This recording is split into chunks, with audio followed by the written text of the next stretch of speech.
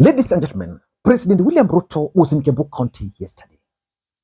But the residents sent a very sad message to the president. They humiliated the president and his team. Mheshimiwa Rais, nataka nikushukuru sababu wakati tulikuja na Mheshimiwa Koigoi Basari hapa Juja, ulinituma nitangazie hawa watu wa Matangine ya kuwa utawatengenezea hii barabara. Na hawa watu wa Matangine in Kiambu County, hakuna watu wametaabika mambo ya barabara kama watu wa Matangine. Kweli si kweli? Na Rais vile ulituambia. The event was well attended, hugely mobilized, but the message to the president was saddening. Ladies and gentlemen, this is one of William Ruto's allies from the mountain, Kimani Ichungwa, being heckled. Tunakushukuru. Hii siasa ya Kiambu, nilikuambia tukiwa pale Kikuyu, hii siasa itatulia, sababu siasa ni mapambano, na tutapambana vile unapambana na wale wakora. Hata hapa Kiambu tutaongea na kila mtu kazi yake ndiyo itamsimamia kwa ile kazi anafanya. Kwa hivyo Mheshimiwa Rais, vile nilikuambia tukiwa Kikuyu, hii Kiambu itajipanga na usikuwe na wasiwasi. Hawa watu wote wanasupport wewe ndio wengi. Harambee! Hebu nione tutam ya Rais William Ruto. Tutam! Asanteni, Mungu awabariki. Haya. Niko na James. Remember, Kimani Ichungwa just recently made a promise to Rigathi Gachagua that Rigathi Gachagua should not dare step in Kikuyu constituency. Yesterday, he could not address the residents of Juja. Mheshimiwa Kimani Ichungwa, mbunge wetu wa Kikuyu na leader wa majority, simama. It's about to go down.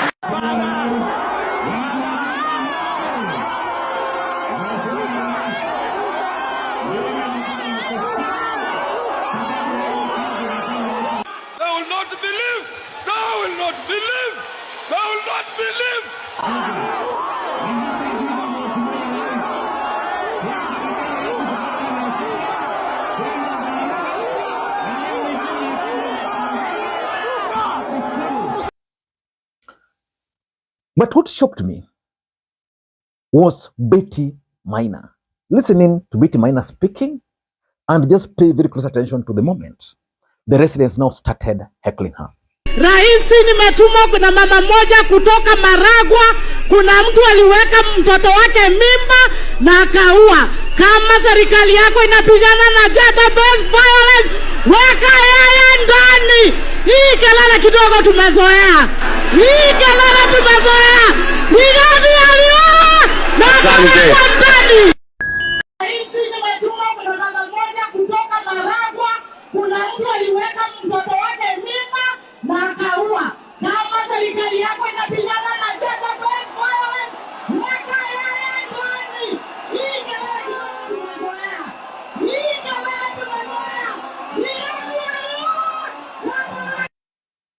Ladies and gentlemen, in this video, I want us to talk about the heckling of William Ruto's allies from the mountain.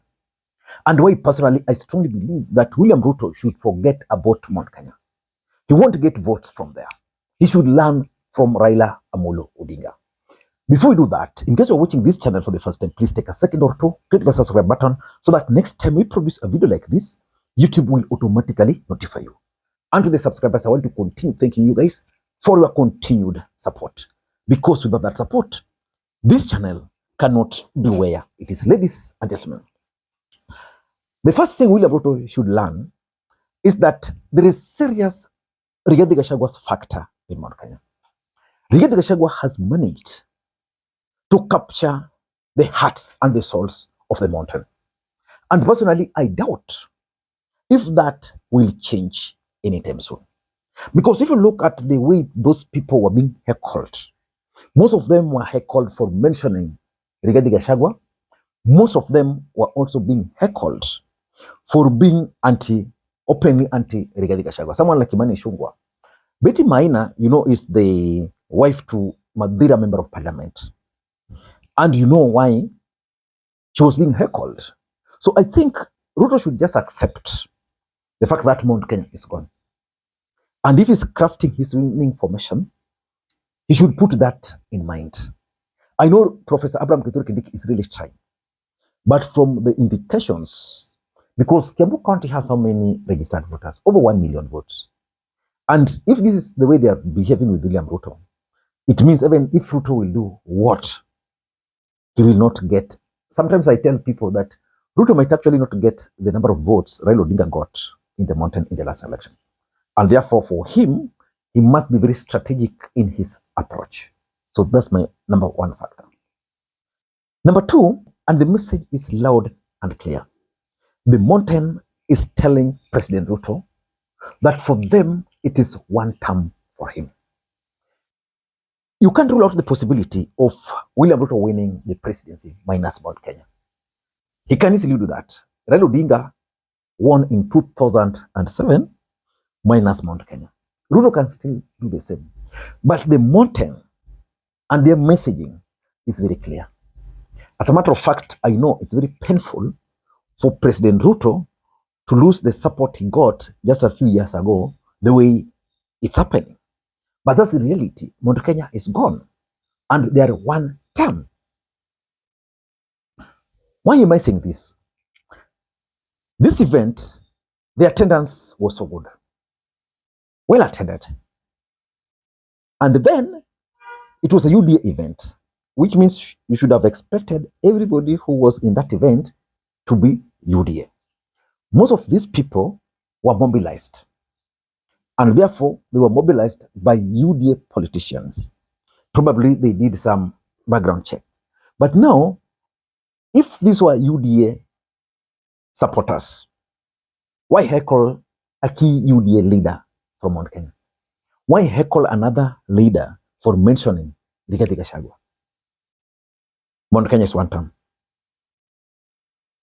Number three, and this is something which William Ruto should take seriously. The brand of politics Kimani Ichungwa is playing and Betty Maina are playing, especially on Rigathi Gachagua, is not resonating with the ground. It worked for them on Uhuru Kenyatta and Raila Odinga. Because remember at that time, there was Raila Odinga phobia. And William Ruto was able to capture their souls. This time around, it is the other way around. That Uhuru Kenyatta they abused is now kind of a darling. And one of the people who really led in attacking Uhuru and Raila is now one of the people they are attacking. So the truth is, their politics is not resonating. So for me, if I were them, they would go back, pull back a bit, and re-strategize. Because if they continue like this, and this is something I'm telling them for free, Kimani Ichungwa will not come back to parliament, Betty Maina might not come back to parliament, and the truth of the matter is that when it comes to development, someone like Kimani Ichungwa has done way more than any other member of parliament, courtesy of his position in a parliament and of course influence in government. But the truth is their brand of politics is not resonating with the ground. So if Ruto intends to win the support of the mountain, he must pick on leaders whose brand of politics maybe resonates with the current political situation of Mt Kenya.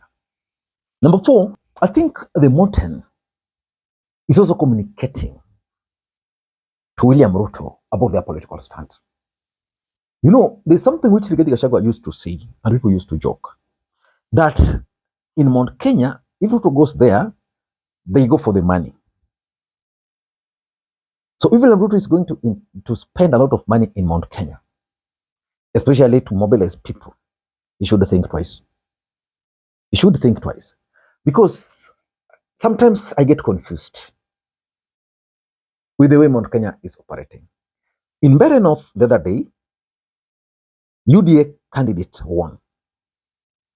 And the fact that he won was not what shocked me. I had expected UDA not to perform. Even if they lost, and not expecting them to perform the way Wamudende performed there. Then there were two other by-elections. Again, UDA won. And for me, the mountain is communicating their political stance to Ruto. And you see, the advantage of the mountain is that once they decide, they decide. They don't know how to sugarcoat. But they might be attending these rallies because of the monies they are paid. You know, like you want to go to Thika, you are keen on sending a political message, which Kimani, Ichungwa and Betty Maina actually spoiled for Ruto. Because politics is a perceptual game. Ruto wanted to show people that, you know, the people of the mountain can still attend in large numbers his political rallies, which he did. But now this heckling has spoiled everything. So the truth is, the mountain is communicating. And lastly,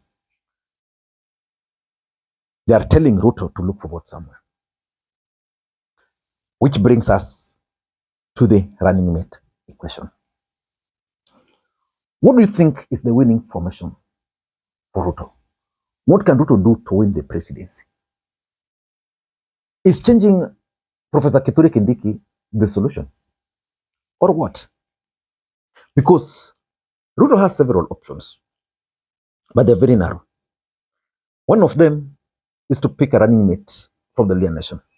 Because if he can pick a running mate from the Luhya nation, let's say William Ruto strategize and use the elders to persuade Sifuna to be his running mate. Yeah, politics about interest. Sifuna might buy that. Or if he can persuade someone like Oparanya to be his running mate.